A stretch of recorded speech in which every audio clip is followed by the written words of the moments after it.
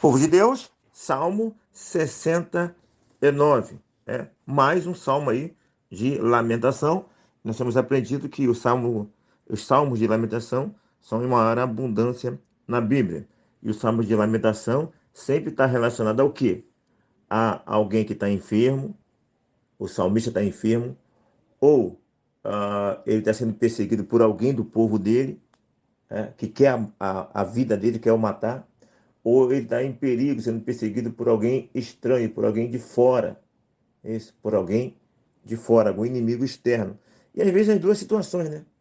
Às vezes as duas situações, de enfermidade e também de perseguição.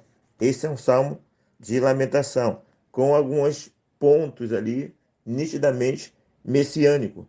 E quando nós falamos essa expressão, né, messiânico, nós estamos falando que fazem menção a Cristo, né? Inclusive muitas das passagens que hoje nós entendemos como messiânicas, escritas lá no Velho Testamento, autores do Novo Testamento fazem menção. Jesus fez menção, outros autores do Novo Testamento fez menção, mostrando então a comprovação de que de fato também as pessoas no passado e o próprio Cristo via aquela passagem como messiânica, ok? Sobre a questão do título, né? Que nós sempre falamos da nossa Bíblia Plenitude, aqui está o lamento do Messias, tá vendo? O lamento do Messias ao mestre de canto, segundo a melodia, os lírios, né? No caso, a melodia de Davi. E nós já falamos sobre esse título, né? Os lírios, lá no capítulo, já foi falado, né? Lá no capítulo 45. Segundo Champre aqui, ó, o comentarista Champre, os lírios de Davi, no caso aí, lírios, nesse caso corresponde à palavra hebraica sozanim, que pode falar da primavera. De repente é uma menção aí à primavera, né? Essa primavera é bem, se for primavera mesmo, é uma primavera bem complicada para o salmista, não é isso? E se for isso mesmo, a vida tem esses contrastes, né? Nem sempre a nossa vida está no tom da realidade que se dizem existir no contexto que nós estamos vivendo. Então, talvez, pode falar da primavera, ou então essa palavra pode ter sido a principal palavra do hino. Afinal de contas, o salmo é o hino, né? E pode ter sido a principal palavra do hino, segundo o Champ. Ele continua dizendo aqui, talvez os salmos, caracterizados por essa palavra, estivesse também associado à Páscoa, ou que nos faz lembrar da redenção da servidão. Então pode ser também que tenha alguma coisa relacionada à Páscoa. O Salmo 45 contém a mesma palavra, né, dos lírios, só que lá o salmo é atribuído a Coré, não a Davi, ok? E como foi dito aqui, ah, esse título, esse subtítulo, também aparece no Salmo 45. Então essas são as informações iniciais tiradas aí da Bíblia Plenitude e do comentário de Champlin, que sempre faço menção a ele aqui. Vamos a alguns comentários, né? É, sobre isso, sobre esse capítulo 69. Versículo 3: Estou cansado de clamar, secou-se-me as gargantas. Lá, acho que o Salmo 33 também, né? 33 mesmo, né? Acho que é isso mesmo, né? Os meus ossos se secaram, eu calei minha voz. Então você vê mais uma vez aqui esse contexto aí de clamor, né? E silêncio de Deus. Muito, muito forte também no salmista, essa ideia de silêncio de Deus diante do clamor do salmista, né? Ele chegou a ficar cansado. E você, minha irmã? E você, meu irmão? Você tem estado cansado também de clamar? Tem estado cansado de buscar o Senhor e o Senhor não responde? As coisas não mudam? Lembre-se disso.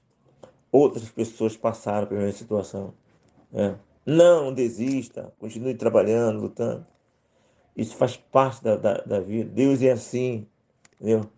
E entenda que isso não é novidade nenhuma na realidade do povo de Deus nos registros bíblicos, né? Os pensamentos do Senhor não são os vossos pensamentos, nem o caminho do Senhor o vosso caminho. Por isso, muitas vezes tem esse contraste, né? Então, mais uma vez aparece o silêncio de Deus diante do clamor, ok? E aqui, ó, mais uma vez, ó, os que sem razão me odeiam. Outros salmos falam a mesma coisa de pessoas que perseguem, que querem matar, que querem fazer o mal ao outro, sem razão nenhuma. É a maldade humana. Hoje mesmo eu estava vendo uma reportagem, estava almoçando, e vi mais uma reportagem dessas violências, né?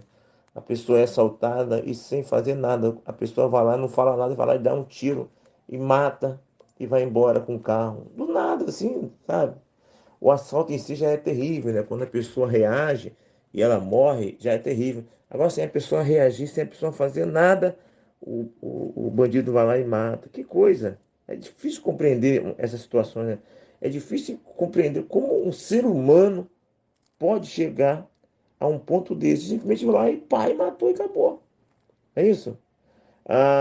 Versículo 5: Tu, ó Deus, me conheces a minha estultice e as minhas culpas não são ocultas. Ó, ele sabe, o salmista sabia dos erros dele, e ele tinha plena convicção de que Deus também sabia do erro dele. E olha aí, ó, você vê aí, quando tem essa confissão, olha a associação aí do problema com o pecado.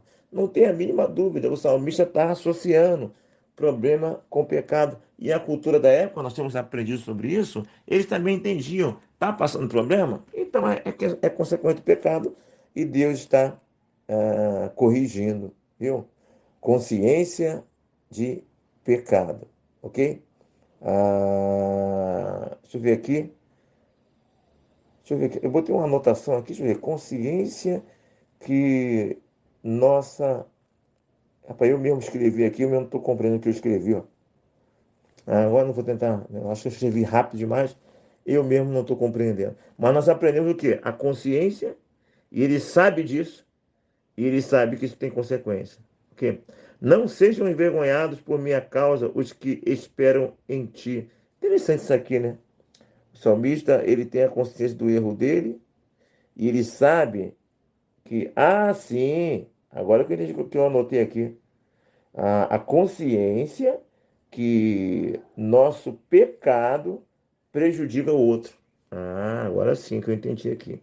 É que eu fiz uma setinha aqui no versículo errado. Na verdade, o texto que eu anotei é do versículo 6.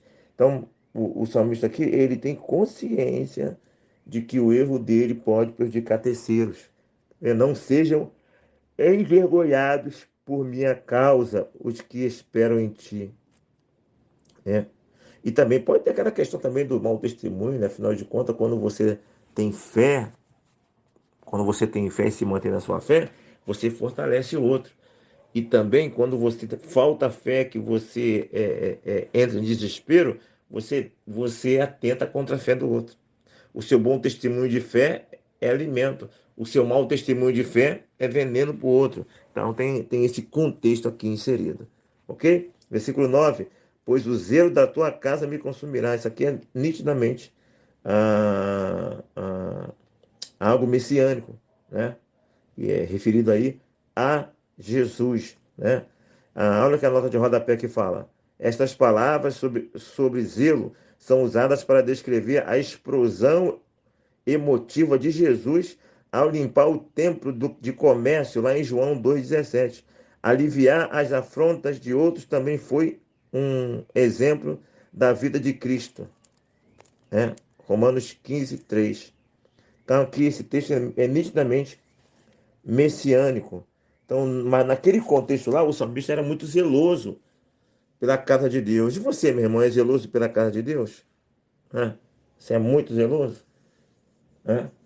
E nós devemos ter, claro, sem exagero, mas zeloso pela casa de Deus. 13. Quanto a mim, porém, Senhor, faço a ti em tempo favorável a minha oração. Responde-me, ó Deus, pela riqueza da tua graça. Olha a graça aí mais uma vez, ó.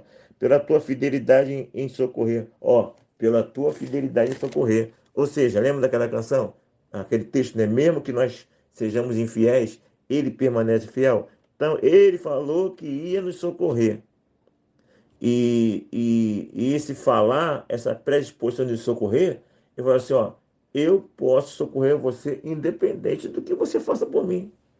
Eu tenho essa predisposição. O salmista sabe disso e ele tenta trabalhar isso. Eu sei, eu tenho errado, mas eu sei também que o Senhor deu uma palavra que o Senhor pode socorrer, mesmo o outro não sendo merecedor. E olha que eu estou usando aqui minhas palavras, tá?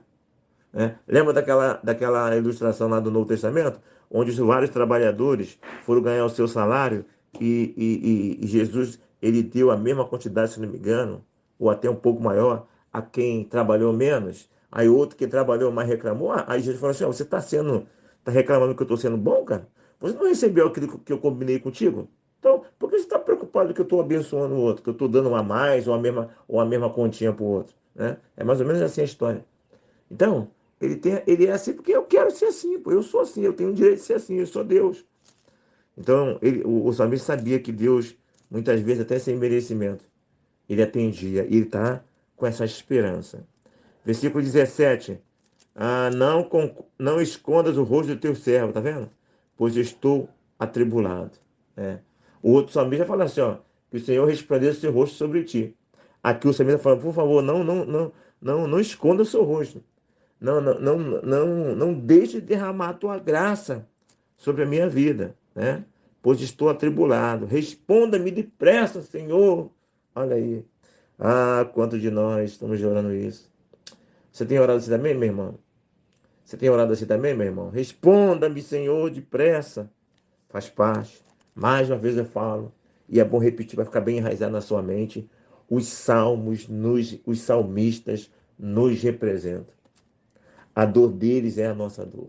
Que bom perceber que isso não acontece só comigo, não acontece só contigo. Aconteceu com eles, aconteceu com os apóstolos e pode acontecer conosco também. Isso é muito consolador. Isso nos dá esperança. Versículo 20: o opróbrio partiu-me o coração e desfaleci. Esperei por piedade, mas debalde. Tá vendo? Por consoladores e não achei. Por alimento me deram fel e na minha sede me deram a beber. Mais uma vez aqui uma questão messiânica. O Cristo, quando estava na cruz do Calvário, deram a ele de beber e era vinagre. E aí as pessoas atribuem isso a Jesus, e o próprio autor do Novo Testamento vai fazer menção a essa passagem, mostrando que na visão dele é uma passagem messiânica. Ó, o opróbrio partiu-me o coração e desfaleci, esperei por piedade, mas debate. Filho. Você aguarda piedade, você espera alguma coisa de alguém e não vem. Você tem expectativa, você lança aquela expectativa, mas não vem. Muito complicado isso. 23, obscureçam-lhe os olhos, Senhor, para que não vejam, tá vendo? Aqui é o olho físico mesmo, né? E também muitas vezes é os olhos espirituais. A Bíblia fala claramente de que Deus fechou os olhos espirituais de muitas pessoas como forma de castigo. Deus faz que a pessoa não entenda como forma de castigo. E também, muitas vezes, como forma de seu próprio propósito. Também pode acontecer isso. Ou melhor, isso acontece na narrativa bíblica. Então, obscureçam-te os olhos. Ah, cadê aqui? Os olhos, versículo 23. Para que não veja. E faze sempre lhe vacilar o torso. Ou seja, ele está pedindo para acabar com a visão e para enfraquecer o corpo, a realidade física dessa pessoa. Porque ele está sendo perseguido. O salmista está sendo perseguido. Né? 25. Fique desperto, deserta a tua morada, a morada dele, e não haja quem habite a sua tenda. Mais uma expressão messiânica aqui, profética em relação aqui a Judas, as pessoas atribuíram lá no Novo Testamento, isso é atribuído a Judas como algo profético do que iria acontecer com Judas, né? Fique dizendo a tua morada, né? O que ele adquiriu lá, né? Com aquela gesto de traição, isso acaba tendo uma consequência. Pois perseguem a quem tu feriste e acrescentam dores àquele a quem golpeaste. Ou seja, aqui pode ter aquele contexto lá do povo de Israel, né? O povo de Israel, Ele pecou e Deus foi lá e lascou o cinto no povo de Israel. Então o povo de Israel já estava em uma situação complicada. Aí veio o inimigo, que pode ser na questão da perseguição da Babilônia, né? Naquele contexto da Babilônia, e qualquer outro contexto, onde o povo já estava sendo castigado pelo próprio Deus, aí veio o inimigo e aproveitou. Não é isso? Então, tem esse contexto.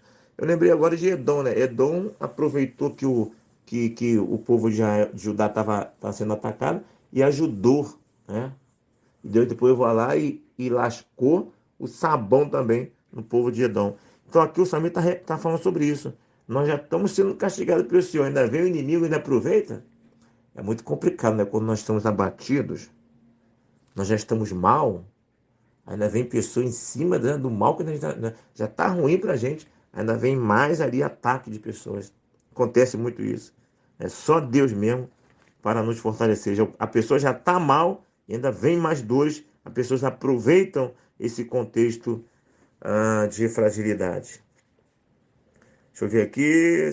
Soma-lhe iniquidade a iniquidade. Versículo 27. Então o salmista está pedindo, Senhor Deus, vinga-se, se levante contra essas pessoas. Versículo 28, sejam riscados do livro dos vivos. Né? O Champ fala que isso aqui é um registro natural, né, de pessoas, né, registro comum. Né? Assim como nós estamos hoje registrados no cartório, o Champ fala que isso é um registro comum das pessoas, e dependendo do mal que a pessoa fizesse, ela poderia ser banida da sociedade, né? Vamos dizer assim, ela poderia perder o seu registro social, público de quem ela era, alguma coisa assim nesse sentido. Então o Chambre fala de algo normal, de um registro normal que existia naquele contexto. Então seja um riscado do livro assim, isso é prejuízo, né? É tipo assim, perder uma cidadania local, vamos dizer assim. E não tem um registro com o injusto, tá vendo? São banidos. Ou seja, com esse ato, eles não vão fazer mais parte de uma comunidade a nível oficial, né? Então, por consequência, eles vão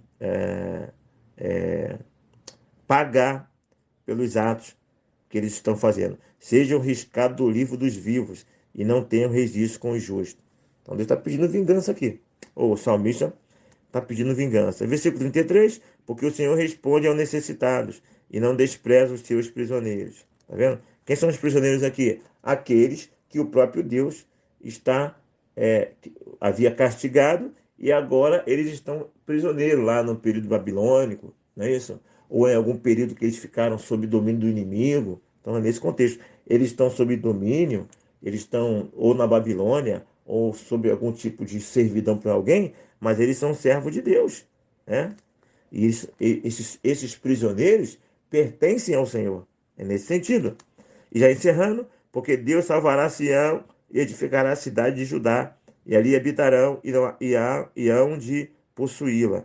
Também a descendência dos seus servos a herdará, e os que amam o nome dele habitarão. Aqui muitos veem profecia no sentido de que no final de todos os tempos, no final de todas as coisas, todo o Israel será restaurado. Esse é um segmento escatológico, onde se diz que no final o povo escolhido de Deus será restaurado, mesmo tendo pecado e se afastado da aliança que eles fizeram com Deus. Mas por que eles serão restaurados? Pelo nome de Deus, que ele deu a palavra dele. E pela palavra de Deus. Porque se fosse pelos seres humanos, nada aconteceria. Ó Deus, pela tua palavra, que fala de graça, que fala de misericórdia, que fala de amor do Senhor, que declara que o Senhor é um Deus de amor, nos atenta em nossa saúde. Ó Deus, vai em nosso favor, nossa saúde. Saúde lá, né? Ó Deus, nessa solução aí da mãe do Wellington, Pai. Abençoe nossos enfermos, abençoe cada situação lá, Pai. Ó Deus, tenha misericórdia daquela situação que foi colocada. Age com graça. É pelo teu nome. É por ti. Atende as nossas orações. Em nossa saúde física. Ó, Pai, em nossa vida espiritual lá na igreja, na realidade espiritual. Sim, Pai, tecnicamente falando. Na nossa saúde física. Na nossa vida espiritual. Na nossa igreja, Pai. Nossos propósitos. Por graça. Por ti. Nós oramos em nome de Jesus. Amém e amém. Aqui, Pastor Renê, Pense em todas essas coisas e que Deus nos abençoe.